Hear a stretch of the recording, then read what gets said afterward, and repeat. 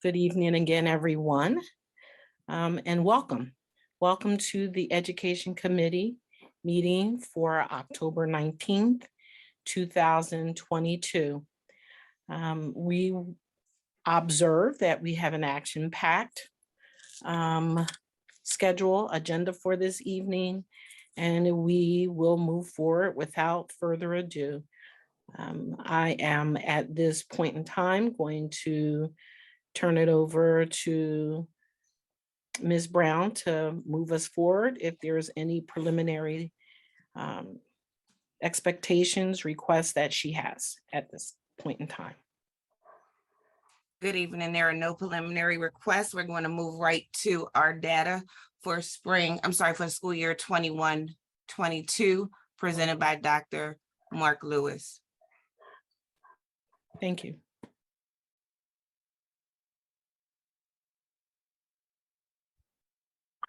Good evening, everybody. I'll get right to it.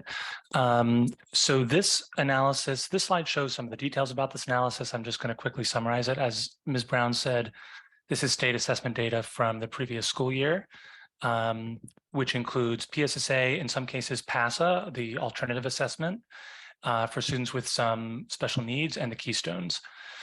Because we're trying to preview what will be shown as part of final accountability from the state, we have to apply some of the rules that PDE does to produce these analyses. So you'll hear me talk about different kinds of rules that are applied to different calculations.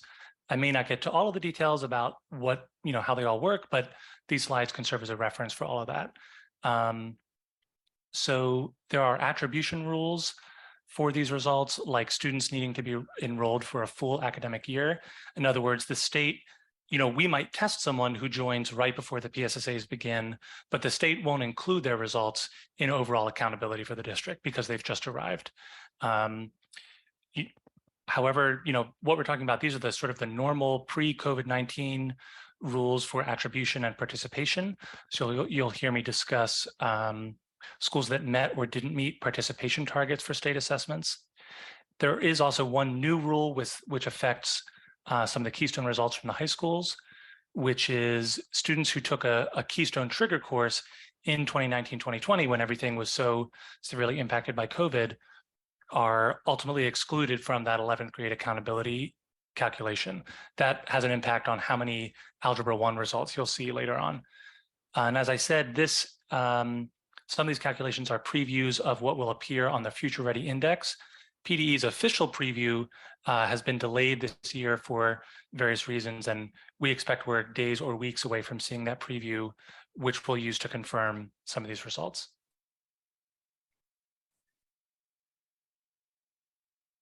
Okay, so there are three types of calculations. The first we'll look at are the sort of Future Ready Index PDE rules for school-based proficiency in grades 3 through 8. We'll also be looking at district-wide subgroup proficiencies related to students with IEPs and English learning students. And finally, we'll look at the PDE rules for grade 11 school-based proficiency at the high school, where that COVID exemption will come into play. And the results here broadly mirror the figures that are in the strategic plan. So that's why we have to apply different rules for different cases.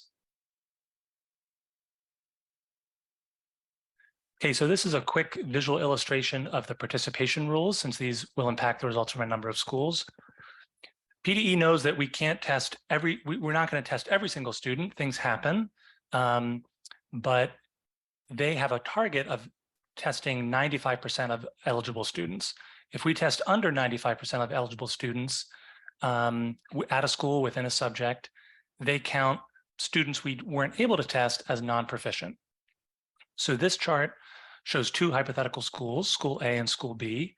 They both have 100 students eligible for testing. School A tested 98, which exceeds that 95% target. School B only tested 88, which doesn't reach that target. School A uses 98 as its denominator, the whole number of tested students. So we see n equals 98 under that chart, and all of the percentages come out of 98. However, School B is forced to use 95, that target they didn't meet, as the denominator. And those 7 missing students are counted as non-proficient. So we'll look at a couple, yeah, so thanks. So on this slide, leading off that participation piece, I'll note that a handful of our schools were just shy of that 95% target. And, we believe the final future ready index for proficient or advanced will be that blue number, 26% in ELA at Alden, for example, on the far left. And that represents not the denominator of tested students, but the denominator of the number of students PDE thinks we should have been able to test, that 95% target. So the caption kind of re-explains some of these rules if anyone's referring to it later or reading along. And it's noted visually so that gray bar in these graphs means it's not specific students who we didn't test. It's sort of PDE saying, here's the number of students you weren't able to test, and we're counting them as non-proficient. So we have to use a higher denominator than the number we actually tested. So that's one of the most complicated rules that we have to deal with when we think about these results. This is the ELA state assessments for elementary schools. I'll note that because this tries to mirror the Future Ready index, this includes a handful of PASA results for some schools. Not all schools have PASA taking students, but they are included where they are attributed to these schools. So we see it ranges from about 19% to 38% proficient overall in ELA. We can go to the next slide. So this shows the same for math, each elementary school, lower overall than ELA, as we can see. And the same, I believe here, the same three schools were just shy of that 95% target. And I spoke to Principal Smith at Evans. I believe I found that it was one student off, which is why this says less than 1%. But that does, affect a decimal point or so in the final calculation. So that's why that appears that way. Okay, we can go on to science.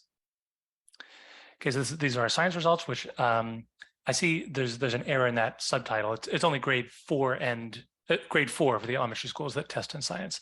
But these are the same rules that are used in grades 3 through 8. So ranges from 25% to 65% here, and here only one school wasn't quite at that 95% target.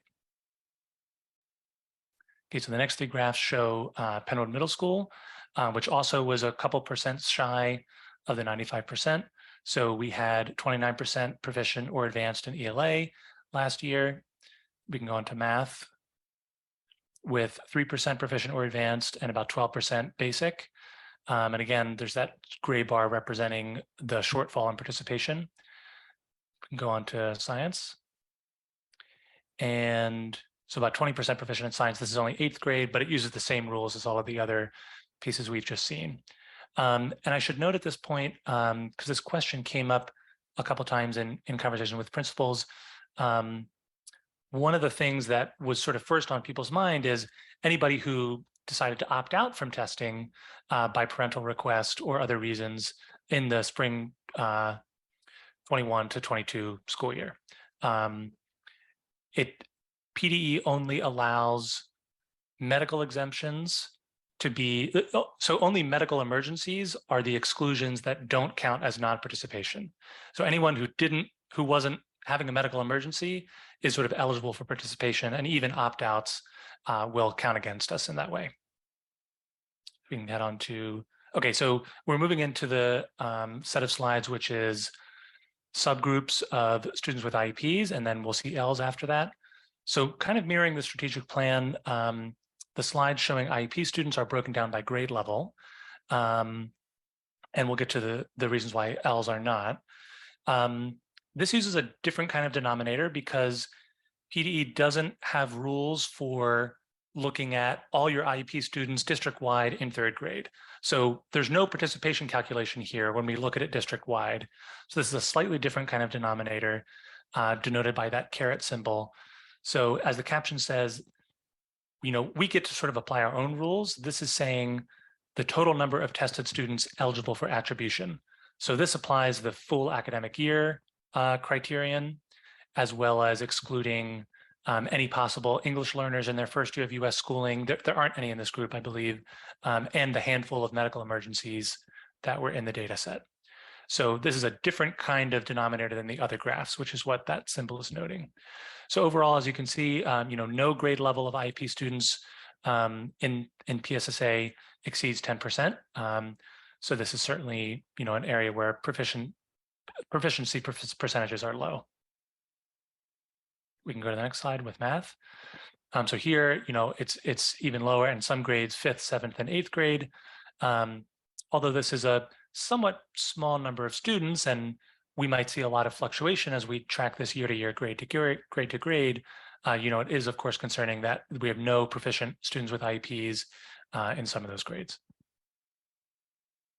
in math. And here in science, so 4th grade and 8th grade, again, are the tested grades for the science PSSA. We've got 21% proficiency in 4th grade of students with IEPs and 2% proficiency or advanced in 8th grade students with IEPs. And so finally, these next 3 English learners graphs combine all of our English learner population into one figure, because with only about 60 in grades 3 through 8, when we start to cut that further into different grades, it doesn't start to be a reasonable comparison that we could really track year to year, because there'd be a lot of fluctuation in such small groups anyway. So overall, 8% of our Ls in grades 3 through 8 were proficient or advanced on the ELA PSSA. And 2% of the same group were proficient or advanced in math. So finally, this is grades 4 and 8 combined among our Ls. So this is only 22 students, but we can report it as something that we're monitoring. And this figure again is 14% proficient or advanced. Okay, so next we're going to take a look at results from the high school having to do with 11th grade accountability. The 11th grade accountability numbers are reported each spring for a cohort of 11th graders, but they reflect Keystone and, for a small number of student, passive results for any time that they were assessed.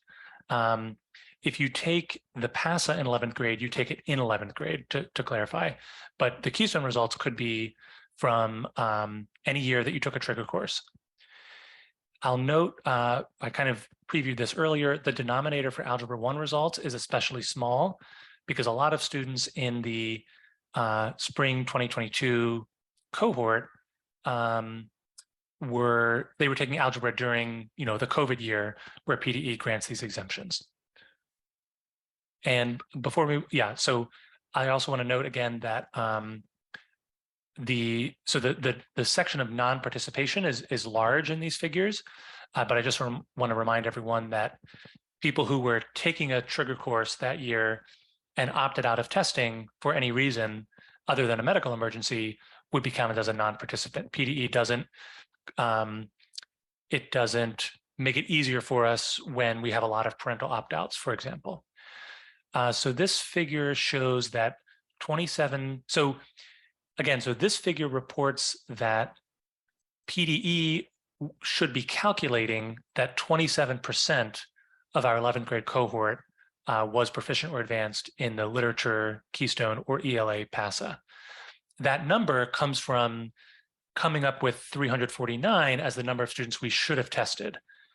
So this is because of the impact of COVID on this cohort in terms of participation, not speaking about the performance, just in terms of who was showing up to take Keystones in 2021, 2022, it will be hard to track this data point and compare it to this year's results.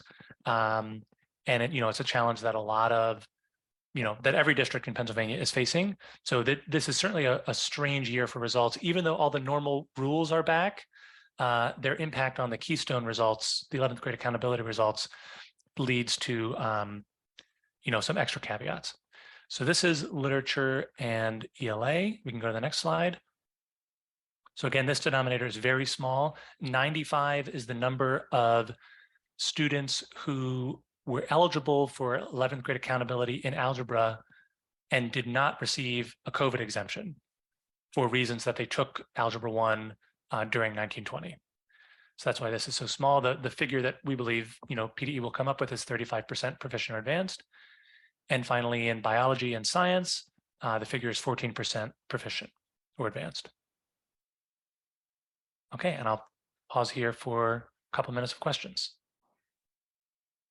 Thank you. You're very welcome. Are there questions? I don't see any hands at this time.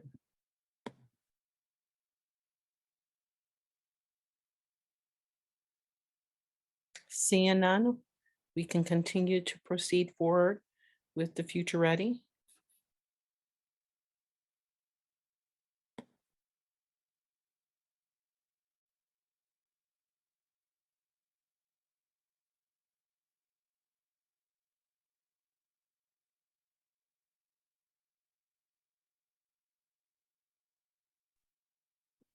Good evening, everyone. I am Principal Watson Bowie, Principal of Alden and Cowan Elementary Schools. And we reviewed our comprehensive plan to see what our established priorities are with our leadership team and committee members. And one of our established priorities is to need a structure that ensures our instruction is aligned, led, and evidence-based. And we also look at our structure to support data review, needs, and growth of our students with the teacher common planning time process at grade, cross grade, and whole school levels. We look at looking at our data in order to implement a multi-tier system of supports for academic and behaviors in our schools. At Alden, teachers will increase their knowledge and implementation of instruction using the common planning time to provide targeted instruction in PA eligible content reporting categories in reading and math, and implement a social and SEL curriculum to maintain a safe, positive, and healthy learning environment. And this occurs, we monitor this daily, weekly, and quarterly throughout the year. This year, we looked at a lot of professional development needs where we have ongoing ELA and math related need to the instructional frameworks, analyzing data, utilizing our small group instruction, differentiating instruction, and co-teaching. This occurs bi-weekly from August 2022 to June 2023. And students will demonstrate grade level achievement towards standards. We shoot for the goal of 675% and aligned with our Acadians benchmark and ELA, and 75% with our math screener diagnostic assessment in math towards their trends towards working at their grade level proficiency in scoring on the PSSA. We look at our students' attendance and suspension rate to ensure that they come to school each and every day. And we look at our positive behavior support structures so that we can support our students throughout the school year on a regular basis. At Cowan Elementary School, also with Assistant Principal Safuni, we work collectively across the two schools, and we utilize our common planning time process across the two schools so that we can support each other instructionally for aligning our instruction to the standards and in the curriculum. We also look at our positive behavior support system so that we can maintain a positive school climate. Those are our established priorities. And we found that at Cowan Elementary School, we focus on our results as we move towards the intermediate grade levels, especially when we look at our positive behavior supports for our students, which occurs daily, weekly, and quarterly throughout the year. Like Alden Elementary School, we have the same professional development, working collectively together, and we are utilizing the multi-tier practices and strategies to strengthen our positive behavior supports for our students, using the second step program and providing behavior management and attendance for instructional growth and interventions for achievement for our students. Thank you.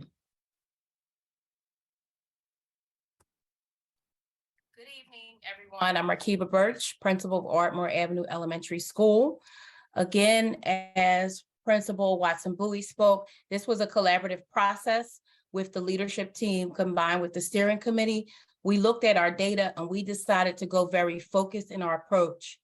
And so our established priorities lie in the research-based practice of small group instruction.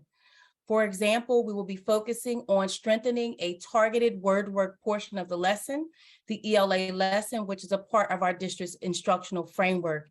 We found that if we put all of our efforts in supporting teacher understanding of this portion of the lesson and make sure that it is the best that it could possibly be and be intentional about this intervention, and also couple it with skill-based centers that focus on early literacy, phonics, and phoneme development, that we will be able to increase the number of proficient readers. As you did hear, we have 34% proficient students in ELA, and that is not where we want to be. So we believe that these efforts combined K-6 will ensure success. Secondly, Ardmore Avenue Elementary School, if you could just go back to the slide, the second priority, please. I'm sorry, the very first one with the priorities. I do know it off the top of my head, it is math. And it is focusing on domain-specific small groups. That was that first slide. If we could go back to the other one. Please keep I think I'm going. on the very last one. Okay, please keep going, Principal Birch. Okay, so we're going to go to professional development. We have 3 areas of PD. It's literacy, skill-based, small group instruction. I'm not going to read that for you. We have literacy centers, daily word work, and word walls. And finally, mathematics, domain-specific small group instruction within the mathematic domains, the Common Core mathematical best practices. Thank you. Thank you. Good evening, everyone. I am Javon Oates, principal of Bella Avenue Elementary School. Our established priorities for our comprehensive plan for ELA math and attendance, we will utilize our Acadience informative data to identify deficiencies and monitor student achievement. Staff will participate in common planning time to determine mastery of grade level standards, prerequisite skills, and how to modify instruction. Students will receive tiered support through small group instruction and intervention. For math, we will utilize our MSDA benchmark data, informative data to identify student strengths, misconceptions, and monitor student achievement. Staff will also participate in common planning time to determine mastery of grade level standards, prerequisite skills, and how to modify instruction. Students will receive tiered support during SGI and intervention. Our third focus is attendance. Our attendance goal is 95%, as you'll see in a few moments. Our attendance committee has set quarterly attendance goals, which are aligned to our PBIS school-wide monthly incentives. Our action steps and continuous monitoring for ELA. Our Acadience assessment will be administered quarterly to measure student growth and identify learning gaps. And those gaps and those student skills will be strengthened through the utilization of Lexia. For math, our MSDA assessment will be administered quarterly to identify student strengths and misconceptions, and Dreambox will be utilized to strengthen those skills. Attendance will be monitored weekly, monthly, and quarterly. And we will look at our eSchool and our Panorama reports to ensure our quarterly attendance goals are met for all student groups. Perfect attendance will be acknowledged and celebrated quarterly. And for common planning time, our staff will continue to participate in data meetings. That is our focus this year, the data analysis and intervene phase of the process. And the staff will utilize the data to inform instruction and intervention. We have continuous professional development in the following areas: common planning time, Lexia, and Dreambox. And our anticipated outcomes are for ELA, 80% of students will have an accumulated growth measure of 30% on Acadience by June 2023. And that will be reflective in our PSSA data with 55% of students at proficient or advanced. And we use the 30% measure from the strategic plan. For math, 80% of students will have an accumulated growth measure of 30% on MSCA by June 2023. and 30% of our students will be proficient or advanced on a PSSA by June 2023. And our attendance goal remains 95% rate for all student groups by June 2023. Thank you.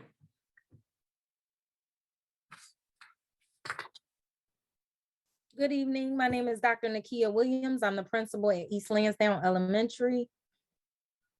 Our established priorities for this year are we will have a laser focus on family and community engagement, mathematics, ELA, and employee morale. Next slide, please. Our action steps, we are going to be laser focused in instruction with our common planning time. We will have our students utilizing platforms, Dreambox and Lexia, and also focus on small group instruction, utilizing both foundations and our academic interventionists so that we can get our students moving towards 20% growth in areas of ELA and math.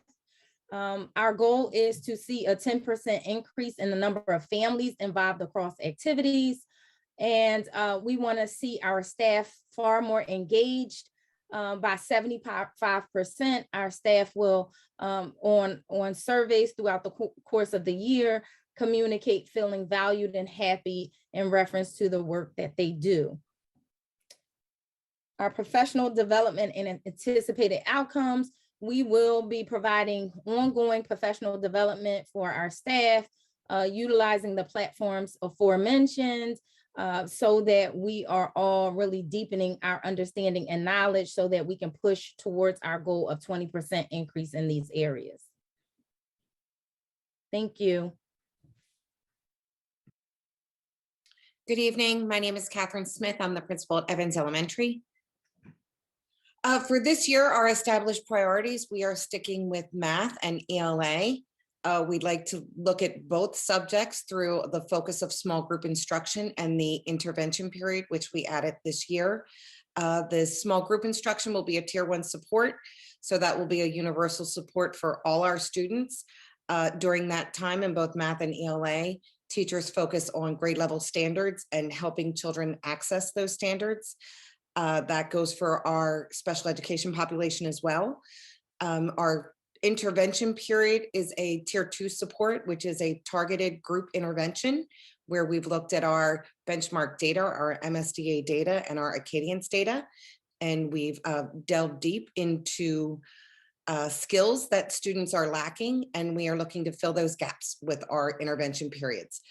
We do have that intervention period goes across all grade levels, so each grade level gets a half-hour intervention period. Our action steps for SGI are small group instruction and intervention. We have provided support through ongoing professional development. We've provided resources as far as samples for small group instruction, as well as intervention resources and materials through Acadience and MSDA. We are looking for some outside consultants to help us with working on making our small group instruction very meaningful for students. We're going to monitor that through our daily walkthroughs, our common planning time meetings, our data meetings, and our teachers and ourselves keeping data binders. Our professional development and our outcomes, our ongoing professional development through our common planning time with a focus on instruction, action, and data analysis phase. We're also using our Lexia and Dreambox data. We've provided 21-day small group planning guides for teachers in order to get those small groups up and running. And we're also, again, looking for that outside consultant who we can work with.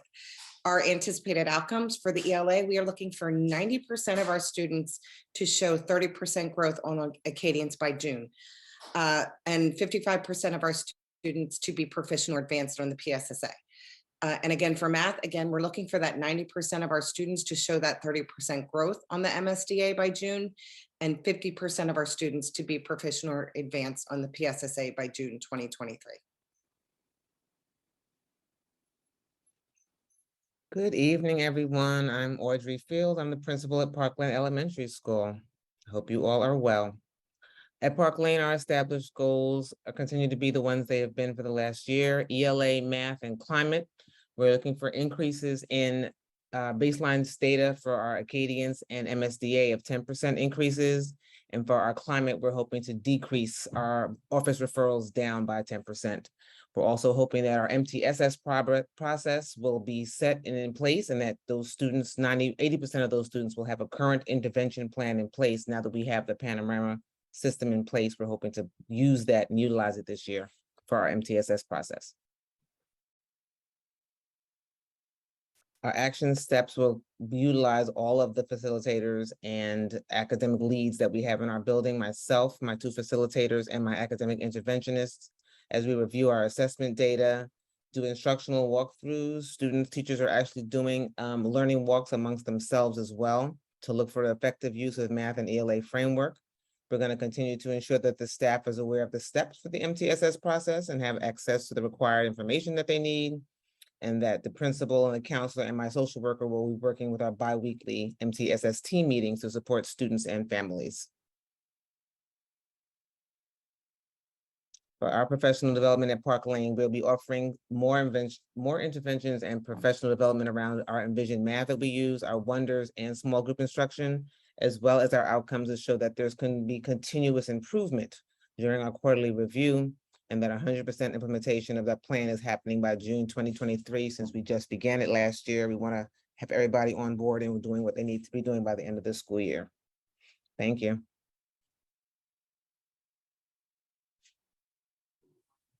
Good evening, everyone. I'm Joe Williams, principal of Walnut Street Elementary School. So we have 3 established priorities that, excuse me, we're gleaning from the data that we reviewed from PSSA and baseline data or end of the year data from last year. And our priorities are to increase 20% from our baseline DIBEL scores from this last assessment, with 90% of our students that were assessed. And then by June 2023, 27% of our students will be proficient or advanced in ELA.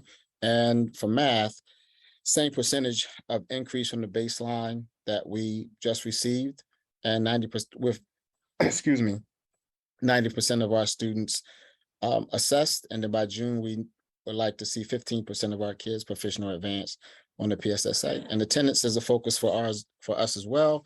So we want 90% of our students to meet the standard regular attendance of 95% by 2023. So our action steps and continuous monitoring. So the principal, facilitator, academic interventionist, teachers, we will all monitor the data through the CPT process, through data meetings, through individual teacher and principal meetings, to ensure that we are providing the appropriate academic support to see the appropriate academic growth for ELA and math. And our data collection process will occur through multiple means: walkthroughs, instructional visits, observations, the CPT process, meetings with the teacher and principal, data meetings as well. Our attendance will be monitored bi-weekly by our attendance committee, and we're going to utilize AttendanceWorks as a structure to focus ensuring that we have safety nets in place for students who may not be attending regularly. And our professional development focus is going to be on small group instruction, enhancing and ensuring that that's in place, making sure that teachers have the resources needed to provide those groupings. Utilization of questions are going to be a focus for us as well, increasing the level of discourse between our students so that it's not just a teacher-student focus, and ensuring that we're analyzing multiple data sources to derive where we need to go for our students that have deficits. And our anticipated outcomes will be to reduce the academic deficits, ensure that teachers are using those multiple data sources to plan effective instruction, making sure that our quarterly review reveals the continuous student progress in ELA and math. And our goal is to have 90% of our observed teachers proficient in component 3 of the Danielson model, which is questioned by the end of the school year. Thank you. Thank you for those reports. Are there questions?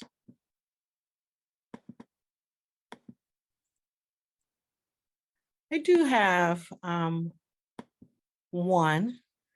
I don't see anyone with questions at this time. Someone please let me know if I've missed that, but with this being relatively still new part of the school year, having the data points in front of you, and this could be for any of the principals in our elementary school. There are action steps and things that we're looking for to reach the goals established by 2023, June 2023. What are some of those signs, symptoms, data points thus far? Those implementation plans that help you to be hopeful that and optimistic to achieve those goals. What's working thus far this year? Good evening. This is Audrey Fields, Park Lane Principal.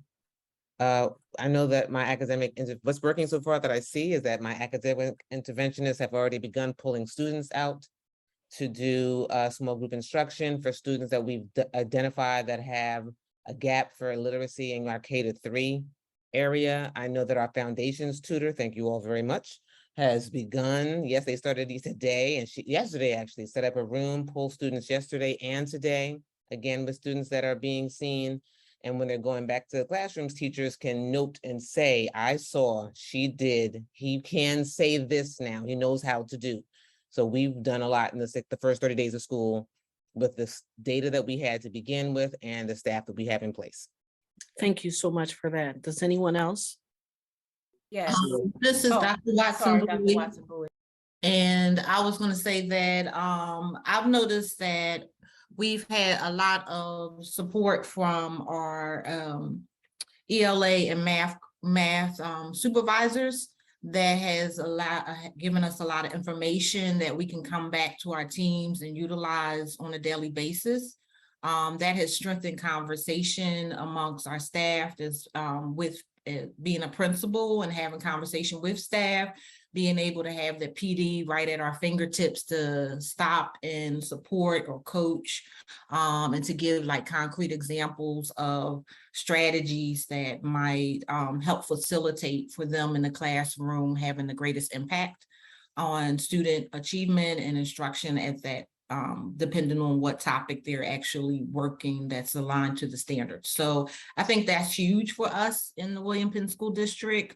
Over the past couple years is just trying to raise our expectation and the level of rigor to meet the instructional standards that students at their grade level really have to, present later on in the years, right? On the PSSA, and then developing their critical thinking and actually being able to dig deep into their understanding for learning, right? And using those skills. Thank you. Thank you. Ms. Cook-Henry, we do have a hand up. I see Ms. Wright, when you get to that point, Sandra Wright has her hand up. So when you're ready to recognize her, we can allow that. Okay. Were there any other principals with their hands raised? I would like to just piggyback on what Dr. Watson Bowie said in regards to the conversation. So they're different now. And I think having additional resources to support teachers in classrooms to help make those groups smaller and to really be strategic and be able to focus on those student deficits have made a significant difference. And when we're meeting in our common planning time meetings, the conversation is different. So we're really focused on talking about where kids are going, what strategies and what their strengths and weaknesses are. And it gives teachers an opportunity to share things that are working in their classrooms across grade levels. So that's been really impactful for us. I just wanted to add before Ms. Wright is acknowledged, it has been a tremendous support just in this time frame over a year to have Dr. Lewis on board. And so the data points and the feedback that is readily available to us, I'm very pleased with that. Ms. Wright, we would acknowledge you at this time. Thank you very much. Good evening, everyone. And I would like to thank the principals for sharing the information in reference to the focus and the action plan, and along with the anticipated outcomes for our students in the William Penn School District. One point that I just need to ask if I could get a little bit more information about it that was shared this evening with the data and the action that schools will follow, or is Evans. I heard Ms. Smith, if she is still available, it was very interesting to me when you were talking about the point that in reference specifically to ELA, that the students were each getting 30 minutes of intervention each day. And if you could just share that with me, to clarify with me how that's being done, that's very interesting to me. And I thought it would be best for me to ask if you could share more information with how that's being done, please. Sure. So we were able to manipulate our schedules so that we were able to find that 30-minute intervention period per grade level. And then we use our interventionist to push into classrooms at that time. And so at that time, at any given intervention period, we have our interventionists, our classroom teachers, which are 2, our special ed learning support teacher, as well as their instructional assistant. So that's 5 adults that are able to take small group during that half hour, specifically focused on one grade level. We identified mostly ELA. We do have some grades that also have a math group in there. And we targeted ELA there based on their Acadian scores, and that was a greater need when we met in data meetings with teachers, that was a greater need at this point, because if they were not understanding the ELA, they would have more difficulty with the math.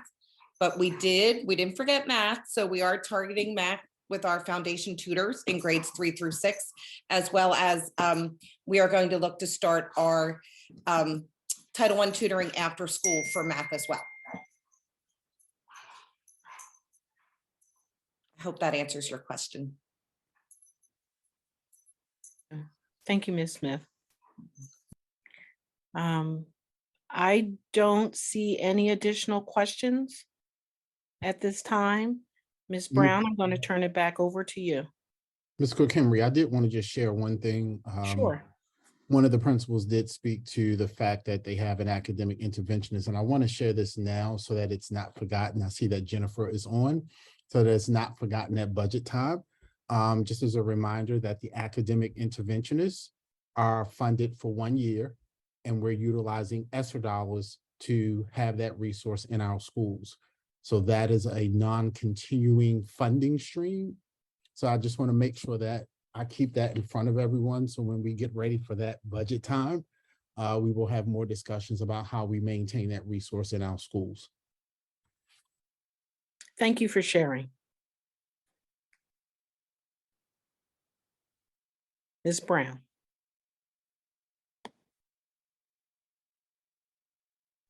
Good evening, everyone. My name is Judy Lee. I'm the principal at Penn Oda High School. I want to provide the update regarding graduation requirements. Next, please. Act 158 is statewide high school graduation requirements in Pennsylvania. Our students need to have 22 required graduation credits at Penn Oda High School, and also satisfy Act 158 to be able to graduate from Penn Oda High School. Next, please. There are 5 pathways in Act 158. We are going to review details for each pathway in the following slides. Pathway 1 is Keystone proficiency. The student needs to have proficient or advanced score in Keystone exam of Algebra 1, biology, and literature. Student can use Pathway 2 Keystone composite score if the student has at least 1 proficient or advanced score in Algebra 1, biology, or literature, And when we add 3 numeric scores, the sum should be 44, 52 or greater. Next, please. Student can use Pathway 3, Career and Technical Education Concentrator. Student needs to have 1 artifact from these following 3 options. If the student attends Delaware County Technical School, student meets the criteria for a CTE pathway. Pathway 4 is alternative assessment. The student needs to earn only 1 artifact from 4 different categories in this slide. Pathway 5 is evidence-based pathway. Student needs to have 1 artifact from section 1 and 2 artifacts from section 2. If the student has a CPR certification, student satisfies 1 artifact from section 1. Do you have any questions? I don't see any hands. If I may, I think the state has created a little editorial, a really challenging environment for graduation and sort of take it out of the school district's hands to offer our own graduation certificate. Just an editorial comment. Thank you.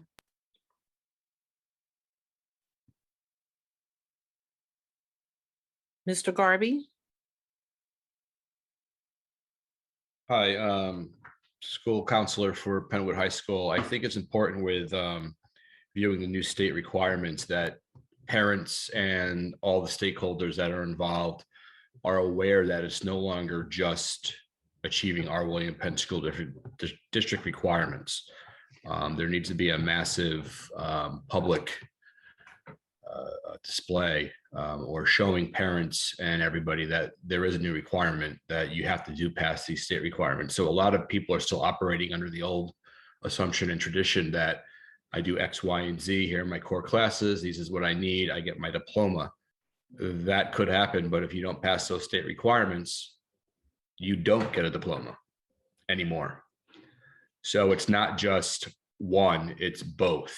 And that is what I believe, and I share Ms. Hoff's concern about this, in which it is possibly binding what we require and satisfy to a new era. And I would encourage that, the district does take the time to look at it, review it, and to have some type of meeting with parents so they are now aware of that. And we have to change the way we think about graduation requirements at this point, at this time, during this board meeting. Thank you for those comments. One of the things that I will be looking for as follow-up, we won't have the answer specifically this evening, but to incorporate some of the suggestions you just made, along with the awareness campaign for families.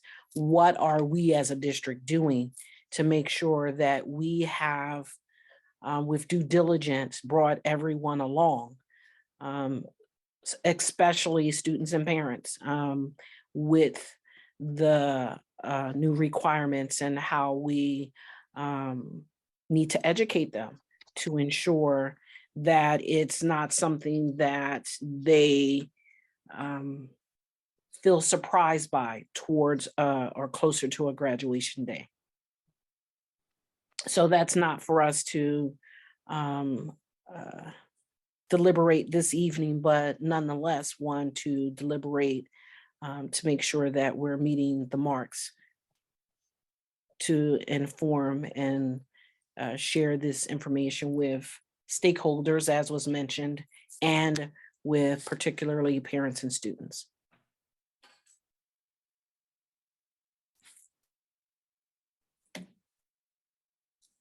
Any other questions, comments? Otherwise, we can move right along. Good evening, everyone. My name is John Kay, and I'm a math teacher in the PLC. And presenting with me is Valencia Peterson, also known as Coach V. And we are presenting ODAP's report from the 21-22 school year. So we continued our work with the girls in the ICU program, as well as boys in the Boys to Men program, also known as BTM. We were really excited because the participation in ICU doubled, and the Boys to Men program was rolled out last year as a transition from our Beyond the Game initiative with the football team. We continue to provide mentoring and counseling and therapy. We also monitored academic progress. We were very excited to continue our 100% promotion rate, students with their cohorts. And we had over 100 students participate in one of two retreats that we had. We had one for the girls, and 60 girls attended, and then one for the boys, in which over 40 guys attended. The presentation, a more detailed presentation, is available at the link at the bottom of this page, and Ms. V will continue with that. We're not going to play that now. I don't think we just wanted Did we to, play that right now? well, Okay. I think that would take us beyond our time. Would it? Last year, we did share the video, and I do believe it's important for individuals to see what has been done in the program. And I believe the video was it's about 5 minutes. It's about Yes. five. I'm fine with sharing it because I think you need to validate what it is that you have done. Sure, by all means. Is the video currently on the screen? Yes. I'm going to press play. Thank you.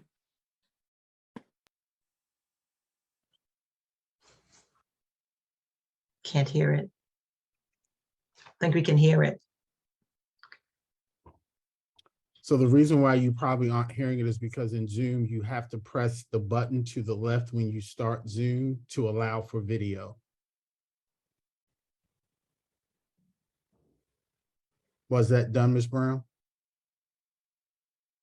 It was.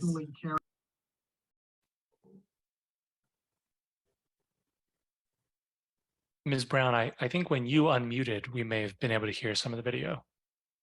Toward manhood through a curriculum called That's Coaching working. Men. This character development initiative promotes a commitment. Hello, my name is John Kay, and I'm a math teacher in the William Penn School District, as well as ODAP board member.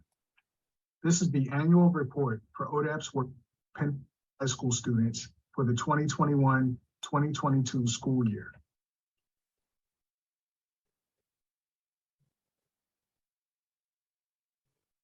In 2014, Valencia Peterson, also known as Coach V, began a violence prevention initiative with the Penwood football team. Her involvement expanded to include teachers, counselors, and mentors, as well as the formation of Intentionally Caring United, ICU. Each program aims to meet student needs through a trauma-informed lens. Through ODAP, Penwood boys have embarked on a journey toward manhood through a curriculum called Coaching Boys into Men.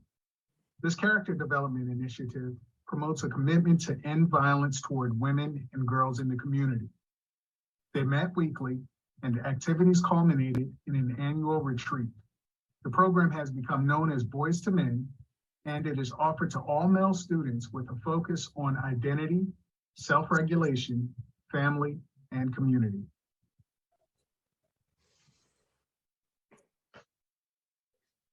ICU was developed in 2019 by and for female students at Penwood High School under the direction of Coach V.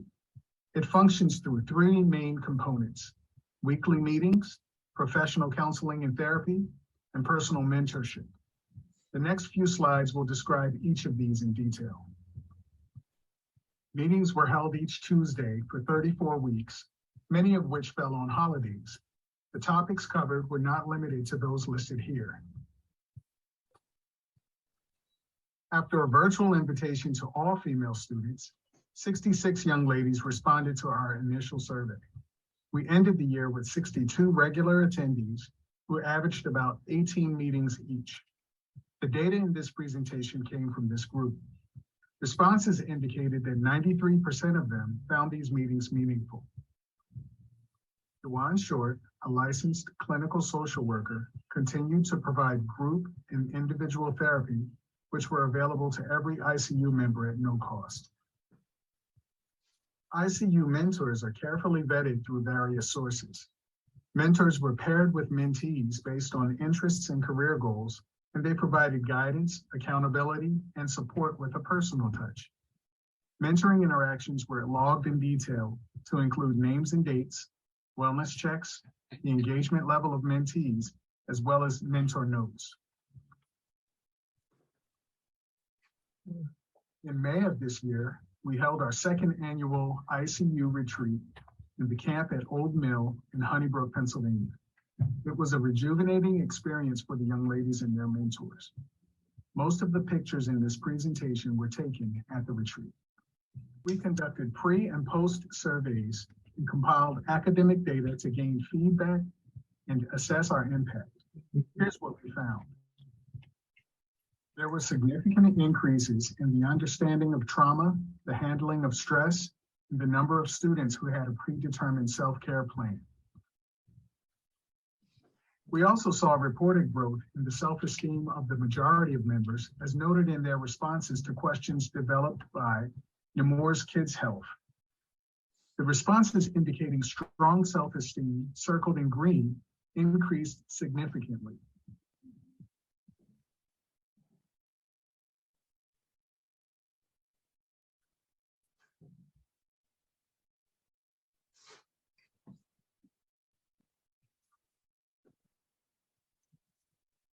The average GPA was a 3.497, with 61% of the students earning a 3.5 or better.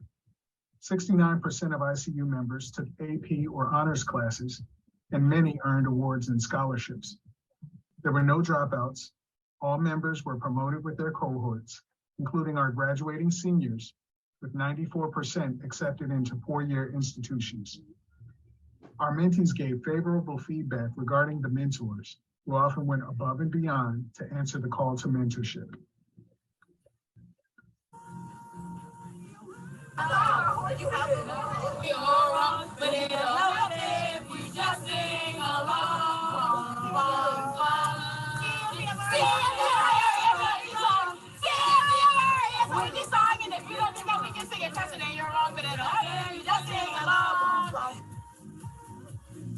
Overall, ICU more than doubled the amount of active members from its previous year.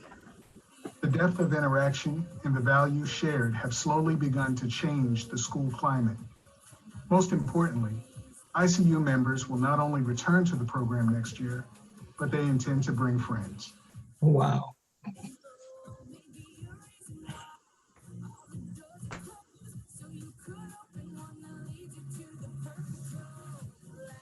Finally, we would like to acknowledge our sponsors. We continue to receive support from Paul and Luella Tripp, and we are most grateful for funding provided by the William Penn School District. Your sponsorship and assistance empowered us to bring about real change, one student at a time. Again, we thank you.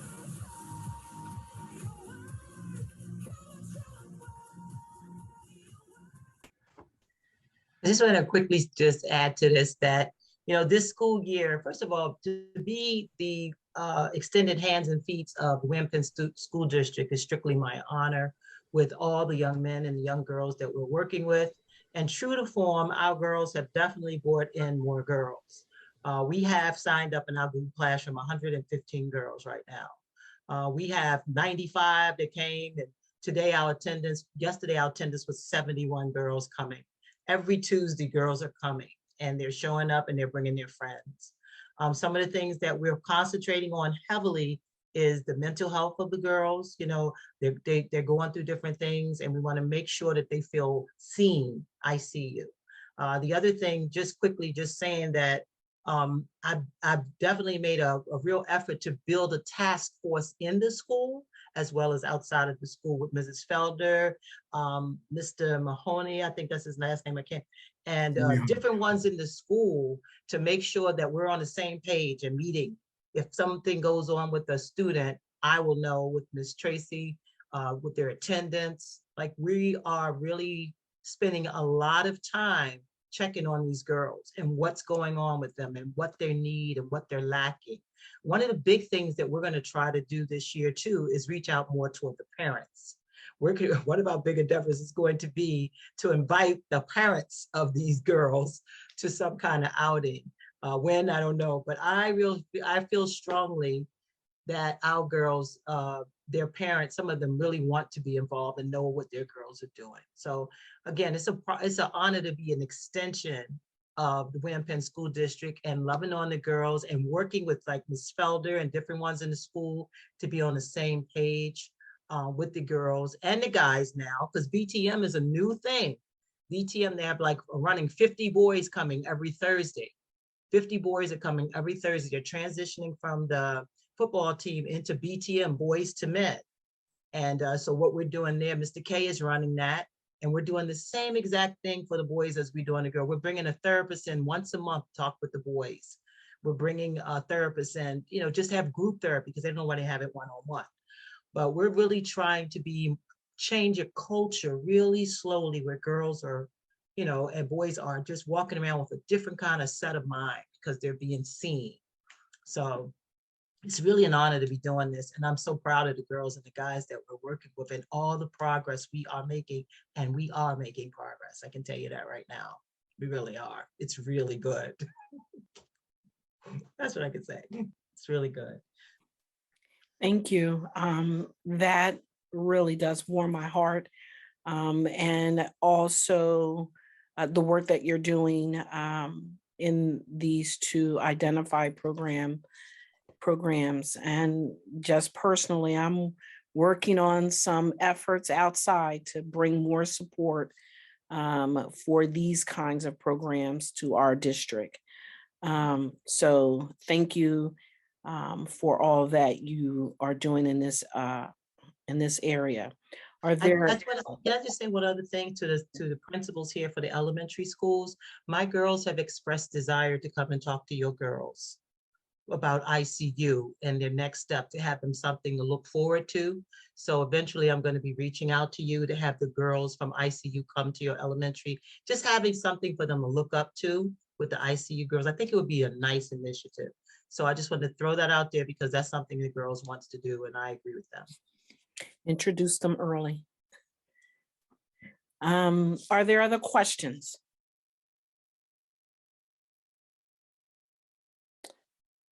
Seeing none, are there any comments, food for thought, anything for the good of the order? Seeing none, I want to thank you all for the very informative meeting. Thank you, principals, for your due diligence. Ms. Cook Henry, there's a question in the Q&A. I don't see, can someone? I can read it. Of that. Pardon me? I said Okay. we will take care of it. Thank you. Thank you. Thank you, Dr. B. Coates. So with that being said, and there are no other questions and discussion, thank you again for a productive evening, and everyone have a safe evening and good night. Meeting is adjourned.